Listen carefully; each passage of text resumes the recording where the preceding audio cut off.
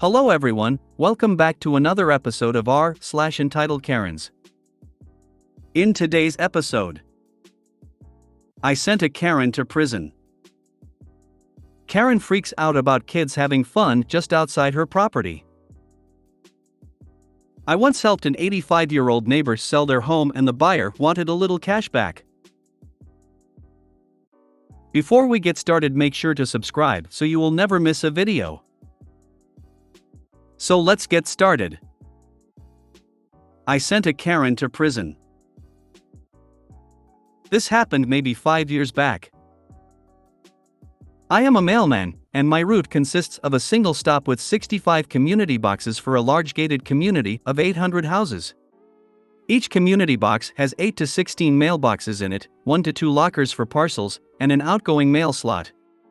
Each box has a master lock that opens the entire front of the box so that I can access all of the mailboxes inside of it without having to open all of them individually.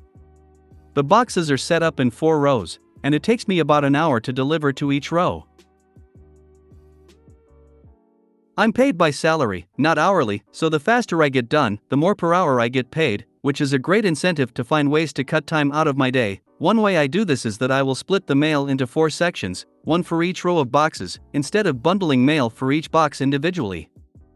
I then open all the boxes on that row, go through the flats, magazines and legal envelopes and such, and then through with the letters, and then through with the packages, then lock everything up, and move on to the next row. I've been doing this route for 20 years now, and most of the people there know me by sight. I'm friendly with a few, and whenever someone I don't know approaches while working, I let them know my rules. You do not reach into any mailbox that I currently have open. If you need your mail now, and are unable to come back later, tell me which of the boxes your mailbox is in, and I will close it for you so that you can unlock your individual mailbox and get your mail from it. I will not deliver out of order, no matter how big a hurry you happen to be in, because the mail all comes in a specific order, and it is a pretty large waste of my time to have to dig through and find yours. And I do not permit children to be near any box that is open, because you never know what a kid is going to grab. And grab they do. I know from experience. I feel like these are reasonable rules to ask people to follow. So, along comes Karen. This being a rather wealthy gated community, you would think I would run into more of them, but the people there are usually really polite and respectful of my rules. So, you know the type. Slightly overweight, bleach blonde bob cut, pantsuit. Shoes that probably cost more than my mortgage payment. She walks right up to me as I'm just starting to unload everything from my mail truck and demands to know which mailbox is hers. Doesn't tell me her name. Doesn't tell me her address. Just walks up and demands to know which mailbox is hers. You might be wondering how she could possibly not know. When there's 800 mailboxes in 65 community boxes, it can be a little daunting to figure out which box is yours when you first move in. So, in this situation, there's a few questions I need to ask to figure out the best way to help someone. So I start with, have you received a set of mail keys yet? To which she replied, I don't see how that is any of your business. I explained to her that I needed to know if she had her keys yet, so I knew if I needed to grab my lock change kit and swap out the lock so I could hand her a new set of keys. She says that yes, she has her keys. Meanwhile, her son, probably 8 to 10 years old, is starting to pick through the mail I have already unloaded. I have kids. I know how to talk to kids. I told him that he needed to stop playing with the mail. Not loud. Not mean. But firm. Karen absolutely exploded over this. She started screaming about how I had no right to order her son around like that. When she finally yelled herself out, I told her that what the boy was doing was called tampering with the mail. That is a felony, and as his legal guardian, SHE would be held responsible if he didn't stop. So she made a token, get away from there comment to her kid, and he moved off to play on the grass nearby. So, I got all of her info, and showed her which box was hers. It was in the last row, so I wouldn't be getting to it for a few hours. She opened it and found all of the mail that had come for her before she got her key. She flipped through it to make sure it was all hers. I keep meticulous track of who lives where and who has moved out. So, I'd been pulling and forwarding all of the mail from the previous owner and delivering anything with a name I didn't recognize for a couple of weeks. I typically don't start delivering the weekly ads to boxes until someone has picked up their mail for the first time, because they can really pile up. She saw that there were no ads and flipped out, accusing me of stealing her mail, and telling me she was going to drag my postmaster down there and get me fired. It was, in fact, our postmaster who had trained me when I first started. He was a carrier then. He was the one that told me to do that, and he tells all new carriers to do so to this day. I asked if she would like his phone number, and she started yelling at me for being a smart. As she was doing that, her son started poking around in the mail again. Since this was his second warning, I was a lot sharper when I told him to get away from it this time, and he started crying. Like, this 10-year-old kid. Crying like a 4-year-old. Talk about spoiled. Yeah, 10-year-olds cry, but not like that, and not from a little, "Hey, I told you to get away from that." I expect this kid has never been told no in his entire life. "How dare you yell at my baby, don't you know who I am?" Karen screamed at me, and then slapped me full across the face. I've been hit before, but that one caught me so by surprise that I actually saw stars. I didn't think that was actually a thing until then. I was taught to never hit a woman, so I restrained myself, but told her that if she did that again, I was going to have to call the police, and I would be pressing assault charges, and that her boy needed to get away from the mail. She then told me that if I called the police, she would tell them that I tried to rape her. I was like, "Whatever, have a nice day, lady," as sarcastically as humanly possible. She just stood there. I was like, "What?" And she says, "What about today's mail?" I told her of my rules, and that I wouldn't be getting to her box for a few hours. She looked like she was going to lose it again, but just walked off in a frustrated huff. She didn't go far, though. She walked over a ways away from the mailboxes, and stood there like she was going to wait 3 hours for me to get to her mailbox just out of sheer spite or something. I was like, "Whatever," and went back to unloading. I opened up all the boxes on the first row and started deliver. Her kid came over for a closer look, and that's fine, as long as he stays back and keeps his hands to himself. Kids are curious and often surprised by how the community boxes open up and want a closer look. I told him that he could watch, but he needed to stay back. Thankfully, Karen didn't hear this, or I imagine she'd be screaming at me again. I finished up the first row, and I looked over. Karen was still there waiting, and glaring at me like I'd murdered her family. Her son looked like he was about to drop dead of sheer boredom. And I don't blame him. Watching me deliver mail is not exactly the most entertaining thing in the world. I don't get why she wouldn't just go home and come back in a few hours. Like, what did she think she was going to prove by standing there and glaring at me the whole time I was working? So, before I got started on the second row, I made a quick call to my supervisor at the post office and let her know everything that had happened. She told me that if Karen should approach me again, I was to start filming her with my phone so that there would be video evidence if things escalated. That was what sealed Karen's fate in the end, and saved me from wrongful rape accusations, so I'm glad she told me to do it. So I get back to work, open all the boxes on the second row, and start delivering. The kid was back watching me, but this time, he moved right up to me and reached into one of the mailboxes as I put a magazine into it like he was going to grab the magazine. I grabbed him by the wrist, pulled his hand out, and pinned it to his chest with a finger, then told him in a very low, serious voice that if he did that again, things were going to get nasty. So what does the kid do? He reaches into the box, pulls out the magazine, and tears it in half. So, at this time I am at the absolute end of my patience with these people. I flipped my shit. I started yelling at the kid. I started yelling at the Karen. The Karen started yelling at me. I pulled out my phone and I started filming her. She went on a rampage. She started flipping all my trays of mail over, throwing it all over the place, throwing packages around, reaching into open mailboxes and throwing mail from them onto the ground. I got it all on film while I was trying to stop her.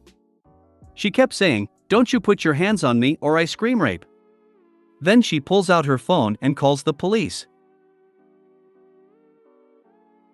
She tells them that the mailman has tried to force himself on her and she needs officers there immediately. As I am filming everything. It's like she doesn't even live in reality. Then she just stands there amid the mess with this triumphant, evil little smile on her face, like, "I got you and I know it, now I'm gonna watch you burn." I stopped filming and called my supervisor. My supervisor called the police and the postal inspectors, who have the same authority as U.S. Marshals and handle all mail-related crimes. My supervisor shows up first. My supervisor gets there first. I explain everything that happened again, and I show her the video. She starts ripping into the Karen while the Karen keeps trying to say that I tried to rape her. My supervisor grabbed my phone and shoved it right up in front of her face and screamed, "Yeah, bitch, I can see that actually happened from the video evidence that shows nothing of the sort."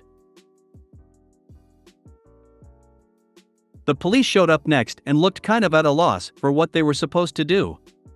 The mail looked like a bomb went off. There's my supervisor screaming at Karen and not even letting her get a word in. There's her kid happily opening up as many packages as he can get his hands on, which I didn't even notice until then. They finally decided that they'd gotten an attempted rape call, so they were going to cuff me and read me my rights, but my supervisor intervened, showed them the video, and told them what really happened. Then the postal inspectors showed up. Postal inspectors have no sense of humor. I think it's surgically removed when they take the job. They also do not take bullshit from anyone. They looked at the mess. They looked at the video. They took my statement. They arrested Karen for tampering with the mail, and for allowing a minor in her care to open mail not addressed to her. My supervisor had to send 4 other carriers over to help clean up the mess, and we were there well after dark getting it all sorted out and put into the boxes. Quite a few of the other residents had gathered to watch, and some stuck around to chat a bit while we were cleaning up. I explained what all had happened, and some of them were well aware of Karen and what a complete Karen she could be. So, Karen went to trial. I was brought in to give my version of events. In the end, Karen was sentenced to 3 years in prison and had to pay a $250,000 fine. And I got a week off work to deal with my own anxiety over the whole thing. People. I don't care how pissed off you are, or what you think you're doing. You do not fuck with the mail. You will go to prison for it. This is awesome. And well written. Yeah, I second that. Also, ops patience is next level. Going back to work after getting slapped, I'd be shaking and having some kind of meltdown. OP, you said this happened 5 years ago. She got 3 years in prison. Did she come back to the community after her release? Did her family stay in the community while she was incarcerated? After that fiasco with open packages and delayed mail? I doubt she'd feel welcome in her community at all. If I was her, I'd move away ASAP. Otherwise, she'd hear whispers of "it's the mail thief" everywhere she goes. Geez, she played really stupid games, didn't she, and got her really stupid prizes. I'm glad you're okay. Dear Hollywood, please greenlight Law and Order, mail-related crimes. This is the Karen story of the year, and it's only May. When I was a kid, I had a book about Alcatraz. The first guy to try and escape had accidentally held up a post office because it was part of a grocery store. Don't mess with the mail. Reading this actually gave me a physical reaction, rage. Been there, if not to such a degree, done that. You did what you were supposed to, but I have had people be physical with me and I just closed everything up and left. Called my supervisor, who contacted the postal inspectors. Never saw that person again. Postal inspectors have no sense of humor. I think it's surgically removed when they take the job. I love this line. Thanks for the read. My mom and I have the same initials, so occasionally she will see a package/letter/bill/etc. addressed to me, and if she isn't wearing her glasses, we'll usually end up opening it. She soon realizes her mistake and leaves it alone, but I always joke with her that I am going to take it to the authorities, but I never would. Now I know exactly what she can expect if it continues XD. Karen freaks out about kids having fun just outside her property. This is more my cousin's story, but she still had to deal with it. She lives in an area that has plenty of nice trees and, annoyingly, an HOA. The area has a lot of kids, including her 2 boys, and these kids love hanging out in the wooded area around a particular tree. The guy who lives near this tree helped the kids make the tree more accessible by giving them access to his tools. The kids took this generous opportunity to add boards to the trunk of the tree so they can climb up easier. Soon, Karen moved in near the tree as well. She was not a fan of kids having fun and tore the boards off the tree and hid all the tools in her garage. To make things worse, she took a bunch of large rocks and put them around the tree, then complained to the HOA about the kids. Tool neighbor wasn't thrilled about her taking his tools and told her that the rocks not only were originally on his property, but the tree wasn't even on her property, it was on public property, and the kids were well in their right to play in the tree. Sorry for any inconsistencies, this was told to me by my mother, who heard it from my aunt/my cousin's mother. He should report those tools as stolen since she literally stole them. I would also suggest seeing if landscaping the public spaces without HOA consent is against the HOA rules. Essentially malicious compliance to those rules until she breaks. I loathe people who act as if kids who were there first and doing healthy activities are the problem. It likely would help if there's photos of the tree before and after. As I noted at the end of the story, this was all told to me secondhand. In addition, I actually live on the other side of the state from my cousin and aunt, so I don't know if the guy actually filed a report or if the public area is even within the HOA itself or just outside the boundaries. And people wonder why kids don't play outside anymore. Karen is still a Karen, but you can't legally nail boards to trees if it's not your property. The HOA wouldn't be involved if it were public property. More likely it was communal HOA land governed by HOA rules. Stealing tools is theft though, and a police and criminal issue. All parties were at SS. Ols. Parents chose to live in a HOA and should have provided a treehouse built on stilts. Karen should have gone to HOA without touching anything. I once helped an 85-year-old neighbor sell their home and the buyer wanted a little cash back. I was showing a woman around a neighbor's house when it was up for sale and she wanted to buy it. The only thing is she wanted to knock out every wall downstairs and that would cost £40,000, so wanted £40,000 back from the sale price so they could do it. She wanted to get a mortgage for the full price, £160,000 in 2011, which was low as the neighbor was moving due to bad health, and then wanted the seller to give them back £40,000 back to do the work they wanted.